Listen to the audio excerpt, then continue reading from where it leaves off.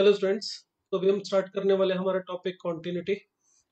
ये जो टॉपिक है कॉन्टिन्यूटी, ये आपको तभी समझ में आएगा अगर आपने लिमिट अच्छे से किया हुआ है। अगर आपको लिमिट आता है तो ये समझ लीजिए कि आपका 70% तो ये टॉपिक कवर हो चुका है, क्योंकि इसमें हर क्वेश्चन में आपको लिमिट की ही जरूरत पड़ेगी। ठीक है, बेसिक डेफिनेशन के बारे में बात कर रहे हैं पहले हम कॉन्टिन्यूटी की, और देखेंगे कि इसमें लिमिट के बारे में ही बात हो रही है। तो क्या है डेफिनेशन कॉन्टिन्यूटी के? पहले हम अगर इसकी डेफिनेशन की बात करें, कॉन्टिन्यूटी एट ए पॉइंट के बारे में बात करें, तो कोई भी फंक्शन होगा एफ एक्स, उसे हम कॉन्टिन्यूस कब कहेंगे? X is equal to a point पे। उसके लिए ये कंडीशन होती है function f x is said to be continuous at x is equal to a if limit x approaches to a f x is equal to हो f of a. अगर किसी function की लिमिट उस point पे exist कर रही है और एफ ऑफ ए की जो वैल्यू उसके इक्वल है, तो फंक्शन कॉन्टिन्यूस कहलाएगा उस point x is equal to a पर। और देखिए इसमें हमें लिमिट ढूंढनी पड़ेगी फंक्शन की, तो लिमिट के लिए इसीलिए मैंने आपको बोला कि पहले लिमिट आपको अच्छे से आना चाहिए। अगर किसी फंक्शन को चेक करना है कि वो कॉन्टिन्यूस है या नहीं, पहले हम उसकी उस पॉइंट पे लिमिट फाइंड आउट करेंगे। और ये जो एफ ऑफ ए है, मोस्ट ऑफ द केसेस में ये हमें गिवन होता है। अगर नहीं गिवन होता तो इसे भी हमें ढूंढना पड़ेगा। और एफ ऑफ ए और ये लिमिट दोनों की वैल्यू अगर सेम आएगी तो हम कह देंगे कि फंक्शन कॉन्टिन्यूस है। कुछ लोग इसको इस तरह से भी बोलते हैं कि फंक्शन को कॉन्टिन्यूस कहने के लिए ये जो कंडीशन है, इस कंडीशन को थोड़ा सा बदल के ऐसे लिख देते हैं कि limit x approaches to a minus f x is equal to होना चाहिए limit x approaches to a plus f x is equal to f of a. ये बात और ऊपर जो लिखी हुई बात है, इन दोनों में कोई अंतर नहीं है। ये लेफ्ट और राइट लिमिट एग्जिस्ट करेगी जब ये लिमिट एग्जिस्ट करेगी, ये लिमिट एग्जिस्ट करेगी तभी कहेंगे जब ये लेफ्ट और राइट लिमिट दोनों एग्जिस्ट करेंगी और इक्वल होंगी। तो अगर मैंने सिंपल बोल दिया limit x approaches to a f x, तो इसमें दोनों बातें ऑलरेडी आ चुकी है। अंडरस्टूड होता है कि जब हम लिमिट एक्स अप्रोचेस टू ए पे बात कर रहे हैं, तो इसका मतलब हम दोनों तरफ से चेक करेंगे, लेफ्ट साइड से भी और राइट साइड से भी। जब एक्स ए के पास जा रहा है तो एफ एक्स किसके पास जा रहा है। तो इसको इस तरह से लिखना चाहो लिख लो, वैसे तो फर्स्ट वाला जो पॉइंट है इसी में सारी बात कंप्लीट हो चुकी है। तो कई बार इसको इस तरह से लिखा जाता है, कोई फर्क नहीं है, ऐसे लिखने में भी कोई गलती नहीं है, मगर इसकी जरूरत भी नहीं है। इस तरह से कई बार इसको जैसे ये एल एच एल होती है हमारी, और आर एच एल और एफ ऑफ ए, अगर ये तीनों इक्वल है तो हम कह देते हैं कि फंक्शन ए पे कॉन्टिन्यूस है। ये तो हुई भाई डेफिनेशन की बात की किसी पॉइंट पे कॉन्टिन्यूटी कैसे चेक करते हैं, बट एक्चुअल में कॉन्टिन्यूटी का मतलब क्या है? What is the meaning of continuity? जैसे हम लिमिट के बारे में बात की, हमने उसका मीनिंग समझा, उसी तरह से लिमिट के बाद ये कॉन्टिन्यूटी के लिए फॉर्मूला तो ठीक है, ये मैंने बता दिया आपको, मगर कॉन्टिन्यूटी का मीनिंग क्या है ये समझना हमें पहले बहुत जरूरी है, क्योंकि उसके बाद ये फार्मूला समझ में आएगा कि कहाँ से आया है। कॉन्टिन्यूटी नाम से क्लियर है, कॉन्टिन्यूटी मतलब लगातार, सतत, बिना ब्रेक के। जैसे कोई आपसे पूछे भाई आपकी पढ़ाई कैसे चलती, इस महीने आपकी पढ़ाई कैसे रही, तो अगर आपने उस महीने में लगातार पढ़ाई की, कोई ब्रेक नहीं हुआ, आपने कोई उसमें बंक नहीं किया, तो आप कहोगे कि मैं कॉन्टिन्यूस पढ़ता रहा। ठीक है। या मंथ की तो दूर की बात है, मान लो तो आप 2 घंटे पढ़ने के लिए बैठे हो, तो आपसे कोई पूछे भाई इन 2 घंटे में आप कॉन्टिन्यू आपकी स्टडीज कैसी रही, कैसे पढ़ रहे हो, कॉन्टिन्यूस पढ़ रहे हो, तो अगर आप लगातार बैठे हुए हैं पढ़ रहे हैं लगातार, तो कहेंगे हाँ मैं 2 घंटे से कॉन्टिन्यूस पढ़ रहा हूँ। बट अगर आप मान लो आधे घंटे में उठ के पानी पीने के लिए, फिर आपने मान लो 1 घंटे बाद फिर कहीं किसी और काम के लिए उठ गए, तो आप कहोगे नहीं कॉन्टिन्यूटी नहीं है यहाँ पे। एक बार मैं पानी पीने के लिए उठा था, वहाँ थोड़ा डिसकॉन्टिन्यूटी हुई थी, एक बार मैं किसी और काम के लिए उठा था, वहाँ डिसकॉन्टिन्यूटी थी। तो डिसकॉन्टिन्यूटी होने का मतलब एक जो अपना कॉन्टिन्यूटी बनी हुई है, जो तन्मयता बनी हुई है, जो सततता बनी हुई है, उसमें ब्रेक आ जाना। ठीक है। तो ब्रेक आने का मतलब डिसकॉन्टिन्यूस हो जाना। तो यही हमारे कॉन्टिन्यूटी का एक्चुअल मतलब होता है। अगर हम इसको ग्राफिकली समझें कॉन्टिन्यूटी को, तो ग्राफिकली कैसे हम किसी पॉइंट पे फंक्शन की कॉन्टिन्यूटी के बारे में क्या कह सकते हैं? देखिए, अगर मैं किसी फंक्शन का ग्राफ लेता हूँ, ये मान लो एक्स एक्सिस है और ये है वाई, ये एक्स एक्सिस है हमारी और ये है वाई एक्सिस। ठीक है। यहाँ पे कोई पॉइंट है हमारे पास, ये चलो 1, ये 2, ये 3, 4, इस तरह से मैंने ये पॉइंट्स यहाँ पे ले लिए। इसी तरह से वाई एक्सिस के ऊपर चले कुछ पॉइंट्स ले लेते हैं, 1, 2, 3, 4, 5। अब अगर मैं अपना फंक्शन का रफली किसी फंक्शन का ग्राफ बनाऊं, वो मान लेता हूँ मैंने फंक्शन का ग्राफ इस तरह से बनाया है कि ग्राफ यहाँ से स्टार्ट हो रहा है मान लेता हूँ, तो इस तरह से जा रहा है और उसके बाद यहाँ से ये उठ के ऊपर चला गया है इस तरह से। ठीक है, यहाँ पे मैंने ऐसे डार्क सर्कल लगा दिया। तो अब यहाँ पे जो ग्राफ है देखिए, हमें दिखाई दे रहा है कि इस पॉइंट पे 3 पे ग्राफ टूट गया है। तो इसका मतलब हम कहेंगे कि 3 पे फंक्शन क्या है, डिसकंटिन्यूअस है। ब्रेक आने का मतलब डिसकंटिन्यूटी। अगर मान लो ग्राफ में ऐसे इस तरह से ले जा रहा हूँ, ये ऊपर चला गया है इस तरह पे, तो यहाँ पे आके मान लो ये रुक गया है। अब अगर मान लीजिए 5 पे हमें पता करना है कि ग्राफ पूछा जाए कि ग्राफ कॉन्टिन्यूस है या नहीं, तो हम ग्राफ को देख के ये साफ साफ बोल सकते हैं कि इस पॉइंट पे 5 पे तो कोई ब्रेक नहीं आ रहा। इस 5 वाले पॉइंट पे अगर हम सीधा सीधा ऐसे देखें तो इस पॉइंट पे कोई ब्रेक नहीं है। अब अगर हमारे पास सामने ग्राफ है फिर तो चलो साफ साफ देख के बता सकते हैं कि ग्राफ में यहाँ पे 3 पे डिसकॉन्टिन्यूस है, टूट रहा है, और 4 पे 5 पे ग्राफ में कोई ब्रेक नहीं है। बट हम अगर इसको ग्राफ ना हो मैथमेटिकली चेक करना चाहें तो क्या मतलब होगा, कैसे चेक करेंगे? तो उसके लिए देखिए भाई, आप इस ग्राफ के ऊपर यहाँ से आइए, लेफ्ट साइड से अगर देखना है कि मुझे 5 पे कोई ब्रेक तो नहीं है, तो 5 पर अगर हम लेफ्ट साइड से आएंगे तो देखेंगे कि हम कहाँ पहुंच रहे हैं। यानी कि हम limit x approaches to 5 minus ढूंढेंगे, तो 5 माइनस लिमिट एफ एक्स ढूंढने का मतलब होगा कि हम इस ग्राफ के ऊपर लेफ्ट साइड से आ रहे हैं, तो देख रहे हैं कहाँ पहुंच रहे हैं। फिर हम इसी तरह से इस ग्राफ के ऊपर इधर से यानी राइट हैंड साइड से आएंगे तो देखेंगे कि हम कहाँ पहुंच रहे हैं। ये हमारी राइट लिमिट होगी, limit x approaches to 5 plus f x. फिर हम सीधा सीधा एफ ऑफ 5 की वैल्यू देखेंगे, मतलब सीधा यहाँ से जाएंगे और देखेंगे कि एफ ऑफ 5 की वैल्यू कितनी है। अगर सपोज कीजिए सबकी वैल्यू सेम आ रही है, यहाँ पे 4, तो ये भी 4 है, अगर ये भी 4 है और ये भी 4 है, तो इसका मतलब ये हुआ कि यार ग्राफ में यहाँ पर कोई भी ब्रेक नहीं है। आप चाहे इस ग्राफ पे लेफ्ट साइड से या राइट साइड से कहीं से भी हो या सीधा यहाँ से जाके देख रहे हो, तो आपके फंक्शन में उस जगह पे कोई ब्रेक नहीं मिल रहा अगर ये तीनों वैल्यू सेम आ रही है। बट अगर यहाँ पे ब्रेक है तो क्या होगा, देखिए जैसे आप यहाँ पे आ रहे हैं इस तरह से लेफ्ट साइड से, तो अगर आप limit x approaches to 3 minus देखें एफ एक्स पे, तो ब्रेक है, इसका मतलब यहाँ पे ये जो लेफ्ट लिमिट है आपकी ये 2 आ रही है। और अगर आप राइट लिमिट देखें यहाँ से, तो limit x approaches to t plus, अगर एफ एक्स पे वैल्यू देखें तो ये हमें मिल रही है 3। एफ ऑफ 3 की वैल्यू भी आप यहाँ पे देखेंगे तो डार्क सर्कल जो है मैंने लगाया हुआ है कहाँ पे, इसी जगह पे, तो एफ ऑफ 3 की वैल्यू भी 3 ही आ रही है। तो ये दोनों तो इक्वल आ रही हैं, मगर इसके इक्वल नहीं आ रही है। ये क्यों नहीं आ रहा, क्योंकि इस जगह पे ग्राफ में ब्रेक है, टूटा हुआ है, लेफ्ट और राइट लिमिट डिफरेंट आने का मतलब गैप है दोनों जगह पे। तो इसका मतलब इस जगह पे फंक्शन हम बोलेंगे डिसकंटिन्यूअस है। तो यहाँ पे ये जो तरीका है, ये जो हम कर रहे हैं, ये एक्चुअली ये जो लेफ्ट लिमिट और राइट लिमिट हम ढूंढते हैं, ये एक्चुअली उसी ग्राफ के ऊपर हम मूव करते हैं। लेफ्ट साइड से आते हैं जब लेफ्ट लिमिट निकालते हैं, राइट साइड से आते हैं जब राइट लिमिट निकालते हैं। अगर उसके बाद दोनों से सेम आंसर आ रहा है तो लिमिट तो एग्जिस्ट कर रही है, मगर उसके बाद सीधा उस जगह पे ठीक एफ ऑफ ए पे वैल्यू भी देखते हैं। अगर हो सकता है लेफ्ट और राइट लिमिट तो सेम आए मगर एफ ऑफ ए डिफरेंट आ जाए, तो भी फंक्शन का इसका मतलब वहां पे कुछ ना कुछ ब्रेक है। जैसे एग्जांपल के लिए मैं ये ले लूं, f x is equal to, हमने एक एग्जांपल किया भी हुआ है लिमिट में, x square minus 4 upon x minus 2। ठीक है, अब इस केस में जब आप इसको देखेंगे, एक्स अगर नॉट इक्वल टू 2 होगा, उस वक्त आप x माइनस 2 से x माइनस 2 कैंसिल कर सकते हैं, इसकी वैल्यू x प्लस 2 आ जाएगी। बट जब आप ठीक x इज इक्वल टू 2 पे बात करेंगे तो ये नॉट डिफाइन आ रहा है। ठीक है, अगर x 2 के इक्वल नहीं है तो आप x माइनस 2 से x माइनस 2 कैंसिल कर सकते हैं। अब यहाँ पे देखेंगे, अगर आप इसके ग्राफ की बात करें तो अगर ये x एक्सिस और ये y एक्सिस है, और हम इस एफ एक्स का ग्राफ देखें तो एफ एक्स का graph y is equal to x plus 2 है, तो ये y is equal to x plus 2 line इस तरह से जाती है, ये पॉइंट 0,2 और ये पॉइंट माइनस 2,0 से जाती है। x इज इक्वल टू 2 पे इसकी जो वैल्यू है वो नॉट डिफाइन है, मतलब ये हुआ कि x इज इक्वल टू 2 पे यहाँ पे इसकी वैल्यू नहीं मिल रही, इस जगह पे इसमें एक ब्रेक है।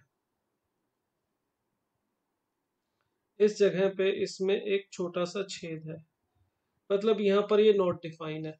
इसमें अगर आप लेफ्ट लिमिट निकाले, देखिए हमने इसको किया भी हुआ है, चाहे आप इसमें ग्राफ पे लेफ्ट साइड से जाएं, ठीक है, तो भी आप यहाँ पे पहुंचेंगे 4 पे, ये 3 और ये 4।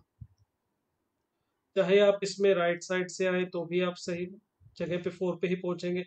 मतलब इसमें लिमिट एक्स अप्रोचेस टू, अगर हम 2 फाइंड आउट करें, लेफ्ट लिमिट ले चाहे राइट लिमिट ले, तो हमें आंसर सेम मिल रहा है।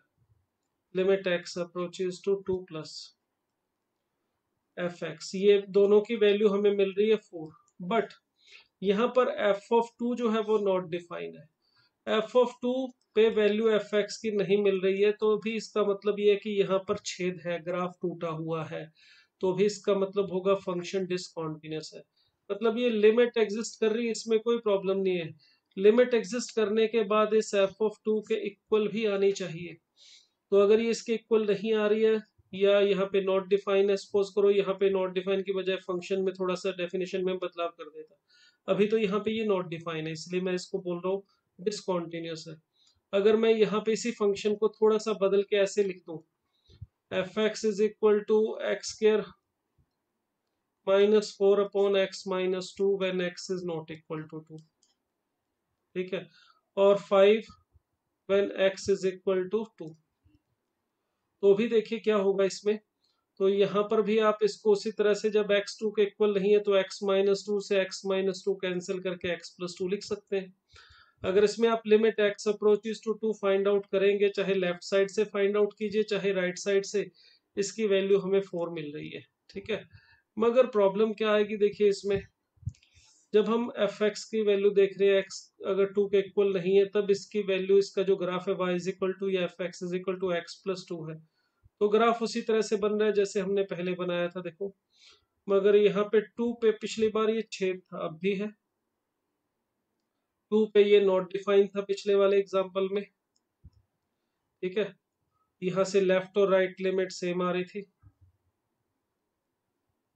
आप चाहे लेफ्ट साइड से जाओ यहाँ से, चाहे राइट साइड से जाओ, ये वैल्यू 4 के पास पहुंच रही थी। अब इसने एफ ऑफ 2 की वैल्यू 5 देने का मतलब यहाँ पे ये नॉट डिफाइन नहीं है। x इज इक्वल टू 2 पे ये फंक्शन अब नॉट डिफाइन नहीं है, x इज इक्वल टू 2 पे इसकी वैल्यू 5 दे रखी है, मतलब ये पॉइंट निकल के बाहर आ गया है। x इज इक्वल टू 2 पर फंक्शन की जो वैल्यू है हमारी वो 5 है, यहाँ पे पॉइंट है। मगर यहाँ पे पॉइंट होने का भी मतलब वही है कि भाई ग्राफ तो टूटा ही हुआ है ना यहाँ से, तो ग्राफ टूटा हुआ है मतलब फंक्शन डिसकंटीन्यूअस है। डिसकंटिन्यूटी कई तरह से हो सकती है, जैसे इस केस में देखो लेफ्ट राइट लिमिट दोनों सेम आ रही है, मगर एफ ऑफ ए के इक्वल नहीं आ रही। एफ ऑफ 2 जो है हमारा वो 5 है, और ये दोनों डिफरेंट है, तो फंक्शन इस पॉइंट पे हम कहेंगे f x is discontinuous at x is equal to 2। इसी तरह से अगर इस वाले में देखें, यहाँ पर भी देखिए एफ लेफ्ट और राइट लिमिट तो सेम आ रही है, मगर एफ ऑफ 2 डिफाइन ही नहीं है, तो नॉट डिफाइन है तो भी हम कहेंगे discontinuous x is equal to 2 पे। और अगर इससे थोड़ा पीछे चलो, इस ग्राफ में देखें तो यहाँ 3 पे ग्राफ बिल्कुल ही टूटा हुआ है, लेफ्ट और राइट लिमिट ही डिफरेंट आ रही है, मतलब ग्राफ में बहुत बड़ा ब्रेक है। अगर लेफ्ट और राइट लिमिट सेम आ रही है तो इसका मतलब है कि वहां पे छेद होगा अगर डिसकंटिन्यूटी है। और अगर लेफ्ट और राइट लिमिट बिल्कुल ही डिफरेंट आ रही है, मतलब लेफ्ट और राइट साइड के जो पॉइंट होंगे उस जगह पर काफी बड़ा एक गैप होगा, ये काफी बड़ा है जितना भी हो सकता है, वो गैप जरूर होगा कुछ ना कुछ, तो भी फंक्शन उस पॉइंट पे डिसकंटिन्यूअस होगा। तो कॉन्टिन्यूटी का मतलब सिंपल है कि फंक्शन किसी भी पॉइंट पे कॉन्टिन्यूअस तब कहलाएगा जब उस पॉइंट पे कोई भी ब्रेक ना हो, कोई भी उसमें ग्राफ में छेद ना हो, टूटा हुआ ना हो। और इसको चेक करने का ये तरीका है, जो इसकी डेफिनेशन है हमने अभी लिखी, ये इसकी जो डेफिनेशन है, ये इस गैप को, इस छेद को चेक करने का तरीका है कि आप उस पॉइंट पे लेफ्ट लिमिट निकालिए, मतलब आप ग्राफ के ऊपर चलते हुए ए पे लेफ्ट साइड से आइए, फिर ए पे चलते हुए राइट साइड से आइए, और ठीक एफ ऑफ ए पे वैल्यू देखिए, अगर तीनों से सेम वैल्यू आ रही है तो हम कहेंगे कि फंक्शन उस पॉइंट पे कॉन्टिन्यूस है। तो ग्राफ हो तो देख के सीधा बता सकते हैं, अगर ग्राफ ना हो, फंक्शन दिया हो, तो इस डेफिनेशन की हेल्प से हम बता सकते हैं कि फंक्शन उस पॉइंट पे कॉन्टिन्यूस है या नहीं है। अब चलिए यहाँ पे हमने ये तो सिंपल से एग्जांपल की, एक और एग्जांपल लेते हैं। चलिए ये एग्जांपल ले रहा हूँ, इसमें फंक्शन दिया हुआ है हमें f x is equal to cos 2x when x is less than 1। And box of x when x is greater than और इक्वल टू 0। हमें चेक करना है कि ये function x is equal to 1 पर कॉन्टिन्यूस है या नहीं है। तो इसके लिए सिंपल सा तरीका है, अगर हमें चेक करना है फंक्शन इस पॉइंट पे कॉन्टिन्यूस है या नहीं, तो limit x approaches to 1 f x find out करो। अब इसमें क्योंकि फंक्शन 1 पे अपनी डेफिनेशन देखो चेंज कर रहा है, तो हम 1 पे फंक्शन की जो लिमिट है सीधा नहीं फाइंड आउट कर सकते, मतलब हमें लेफ्ट हैंड लिमिट और राइट हैंड लिमिट दोनों अलग अलग ढूंढनी पड़ेंगी, और दोनों अगर सेम आ जाएंगी उसके बाद ये तो बोल देंगे कि लिमिट एग्जिस्ट, मगर कॉन्टिन्यूटी के लिए एफ ऑफ ए या एफ ऑफ 1 और ढूंढना पड़ेगा। तो जब हम लेफ्ट हैंड लिमिट ढूंढ रहे हैं तो इसका मतलब एक्स 1 से छोटा लेके चल रहे हैं, तो एक्स अगर 1 से थोड़ा सा भी कम है तो देखिए एफ एक्स की वैल्यू यहां से मिल रही है 2x cos 2x। ठीक है, अब यहाँ पे cos 2x की अगर मैं वैल्यू लूं x अप्रोचेस टू 1 पे, तो ये cos 2 आ जाएगी। cos 2 की वैल्यू कितनी होगी, तो इसके लिए अभी हम बाद में बात करते हैं। अभी वैसे तो ये अगर आप देखें तो सिंपल 2 लिखे होने का मतलब 2 रेडियन है। 2 रेडियन, अगर 2 सिंपल लिखा होता है तो ये 2 रेडियन माना जाएगा एंगल। 2 रेडियन का मतलब क्या होगा, देखिए 1 रेडियन जो होता है वो अप्रोक्सीमेटली 57.45 डिग्री के इक्वल होता है, और अगर 2 है तो 2 रेडियन का मतलब हो जाएगा, इसका डबल कर दो, इसका डबल का मतलब हो जाएगा ये 114.9 डिग्री के आसपास, यानी 115 डिग्री के आसपास। तो उसकी वैल्यू हमें एग्जैक्ट तो नहीं चाहिए, हम इससे वैसे ही आइडिया लगा लेंगे। तो यहाँ पर अगर मैं लेफ्ट लिमिट ढूंढूं तो वो मुझे मिल चुकी है। अब चलिए आर एच एल ले लेता हूँ राइट हैंड लिमिट। तो राइट हैंड लिमिट के लिए x अप्रोचेस टू 1 प्लस लेते हैं। अगर x 1 प्लस को अप्रोच करता है तो इस केस में देखिए एफ एक्स की जो वैल्यू है वो है बॉक्स ऑफ एक्स। यहाँ पे बॉक्स ऑफ एक्स का मतलब ग्रेटेस्ट इंटीजर फंक्शन है, यहाँ पे मेंशन कर देता हूँ मैं, ये ग्रेटेस्ट इंटीजर फंक्शन है।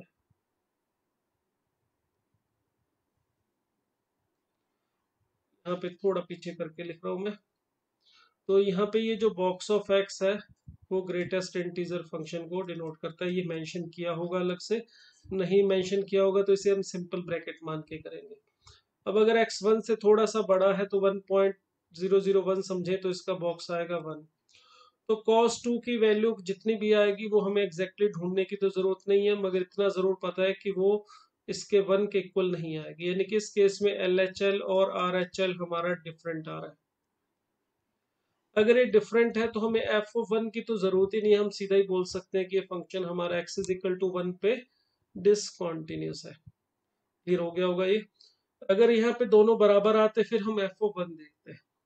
अब अगर मैं इसमें थोड़ा सा बदलाव कर दूं फंक्शन में, मान लो यहाँ पे 2x है, चलो एक काम करते हैं, थोड़ा सा बदलाव मैं जो कर रहा हूँ यहाँ पे, अभी तो ये डिसकॉन्टिन्यूस है, मान लो फंक्शन यहाँ पे हमें दिया होता cos 2 पाई एक्स ऐसे। अब देखो जरा अब क्या होगा इस केस में, अगर मैंने यहाँ पे बदलाव कर दिया 2 पाई एक्स कर दिया 2x की जगह पे, अब वैल्यू कितनी आएगी। अब जैसे ही x1 के पास जाएगा तो उस वक्त ये जो वैल्यू है हमारे पास ये जाएगी cos 2 पाई के पास, और cos 2 पाई की वैल्यू हमें पता है 1 होती है। मतलब अब इस केस में अगर मैंने यहाँ पे 2x की बजाय 2 पाई एक्स कर लिया, तो इस केस में हमारी लेफ्ट हैंड लिमिट और राइट हैंड लिमिट जो है वो इक्वल आ गई है। ठीक है, ये थोड़ा सही करके लिख देता हूँ मैं।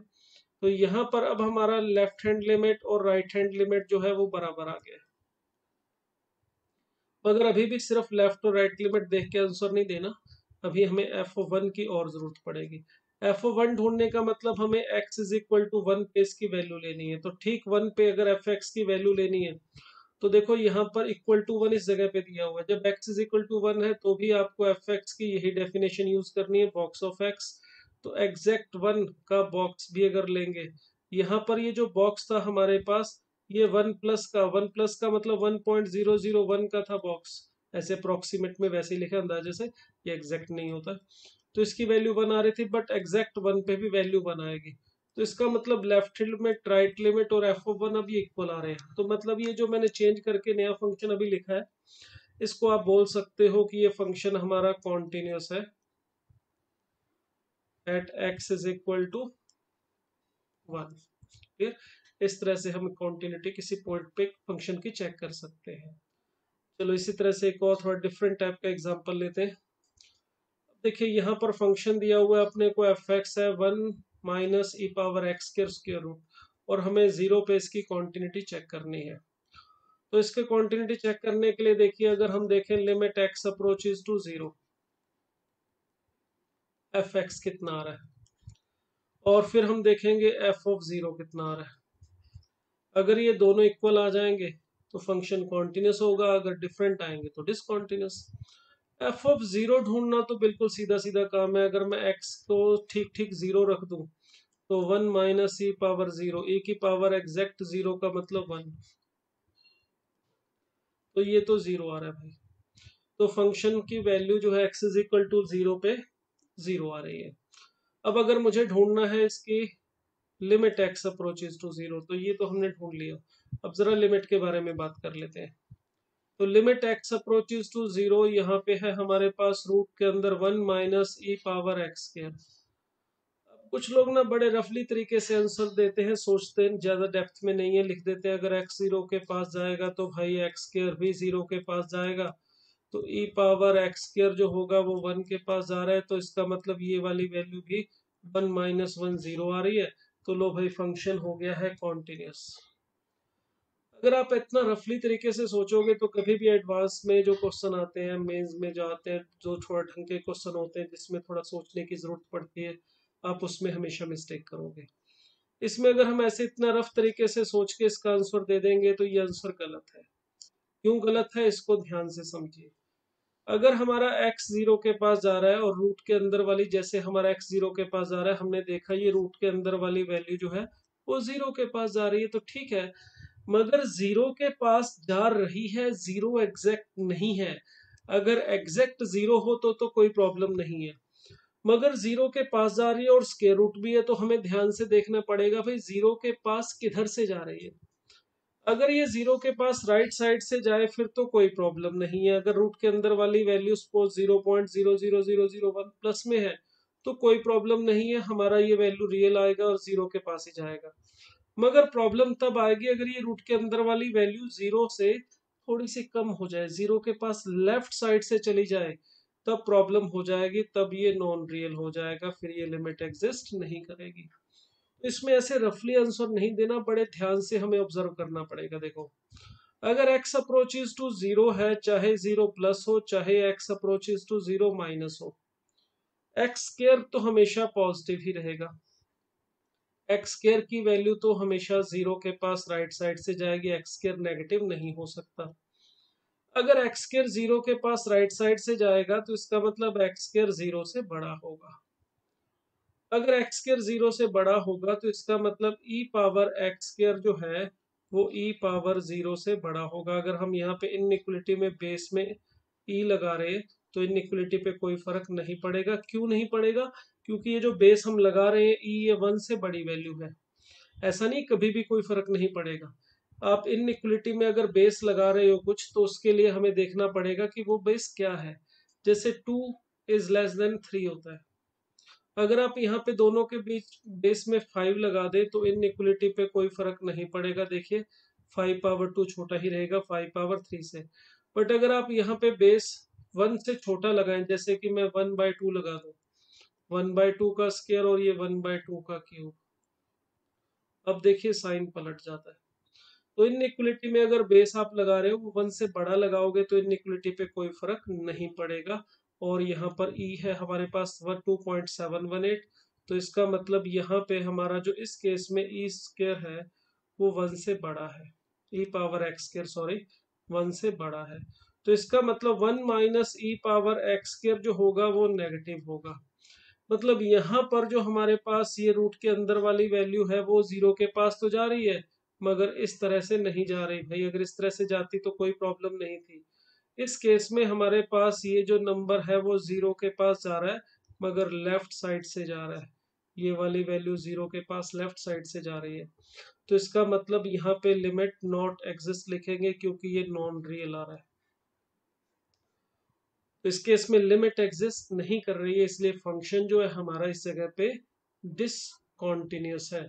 तो बहुत ध्यान से आंसर देना है, इसमें रफली इतना नहीं सोचना, थोड़ा डिटेल में, थोड़ा क्लोज जाके बड़े तरीके से ऑब्जर्व करना पड़ता है।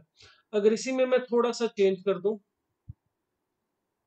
इसी में मैं एफ एक्स लिख देता रूट ऑफ 1 - e⁻⁻x²। अब इसकी अगर मुझे जीरो पे कॉन्टिन्यूटी चेक करनी है तो देखो थोड़ा सा अंतर है उस वाले फंक्शन में और इसमें। इसको चलो नाम बदल के जी एक्स लिख लेता हूँ मैं, वो एफ एक्स था। अब इसमें अगर मैं जी ऑफ जीरो ढूंढूं तो एग्जैक्ट जीरो पे देखिए आप इसकी वैल्यू रखिए, एक्स को जीरो रखेंगे तो ये जीरो ही आएगी। अब अगर मैं limit x approaches to zero की बात करूं, इसमें जीरो पे जी एक्स की वैल्यू की, तो limit x approaches to zero root of 1 - e⁻⁻x²। अब ध्यान से देखो, जैसे x जीरो के पास जाएगा, चाहे किसी भी तरफ से जाए, लेफ्ट साइड से जाए या राइट साइड से जाए, x² तो हमारा जीरो के पास राइट साइड से ही जाएगा। x² यानी हमारा जीरो से बड़ा होगा, पॉजिटिव होगा, तो -x² जो है वो नेगेटिव हो जाएगा। तो इसका मतलब e⁻−x² जो है वो छोटा होगा e⁻0 जो कि 1 होता है। तो अब देखिए e⁻x² 1 से छोटा है, तो इसका मतलब जो 1 - e⁻−x² है, ये अगर e⁻−x² 1 से छोटा है तो ये वाली वैल्यू पॉजिटिव है। यहाँ पर रूट के अंदर वाली वैल्यू जीरो के पास तो जा रही है, मगर जीरो के पास राइट साइड से जा रही है, तो इसका मतलब ये वैल्यू जीरो के पास जाएगी। ठीक है, तो यहाँ पे आप देखेंगे जी ऑफ जीरो और limit x approaches to zero G of x equal है। तो इस केस में मैं बोल सकता हूँ जो ये फंक्शन है जी एक्स, ये कॉन्टिन्यूस है at x is equal to zero. तो इस तरह से थोड़ा सोच के ध्यान से आंसर देना है, ऐसे रफली आंसर नहीं देना। जब एक्स ए के पास जा रहा है तो उसके बाद एफ एक्स बड़े ध्यान से ऑब्जर्व करना पड़ता है किस नंबर के पास जा रहा है। ठीक है।